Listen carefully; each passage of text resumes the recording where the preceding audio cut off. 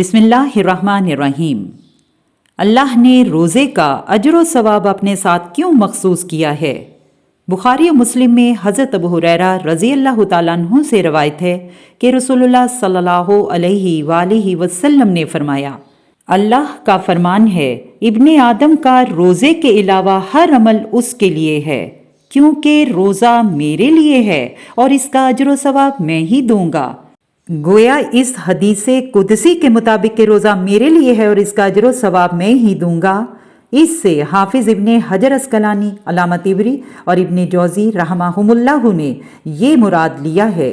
کہ روزے میں دوسرے اعمال کی طرح ریاکاری یعنی دکھاوا نہیں ہو سکتا۔ جہاں تک روزے کے اجر و ثواب کا تعلق ہے تو اس کے بارے میں حضرت ابو ہریرہ رضی اللہ تعالیٰ عنہ سے روایت ہے کہ رسول اللہ صلی اللہ علیہ وآلہ وسلم نے فرمایا، ابن آدم کے ہر عمل کی نیکیوں میں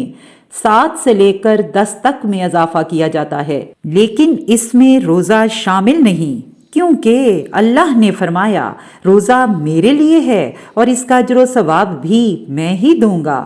گویا روزے کا اجر و ثواب بغیر حساب و کتاب اور مقدار کے ہے۔ یہ بالکل اس فرمان کی طرح ہے کہ صبر کرنے والوں کو بغیر حساب کے اجر و ثواب دیا جائے گا۔ جہاں تک اس فرمان کا تعلق ہے کہ روزہ میرے لیے ہے، اس کے حوالے سے ابن عبد البر کہتے ہیں کہ اس فرمان کا معنی یہ ہے کہ میرے ہاں سب سے محبوب ترین اور مقدم عبادت یہی روزہ ہے، یعنی باقی سب عبادات پر روزے کی فضیلت کے لیے روزہ میرے لیے ہی کہہ دینا کافی ہے، کیونکہ رسول اللہ صلی اللہ علیہ وآلہ وسلم نے فرمایا، تم روزہ رکھا کرو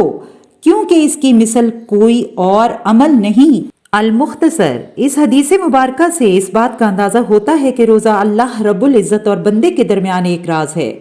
کیونکہ انسان جانتا ہے کہ اللہ عز و جل اسے خلوت میں بھی دیکھ رہا ہے، چنانچہ وہ اللہ کی سزا اور عقاب کے ڈر سے اس کے اجر و ثواب کے حصول کی امید رکھتے ہوئے تمام حلال چیزوں سے بھی دور رہتا ہے۔ اے اللہ، تو ہمیں دین کی صحیح سمجھ بوجھ اور اس پر عمل کرنے کی توفیق عطا فرما، آمین۔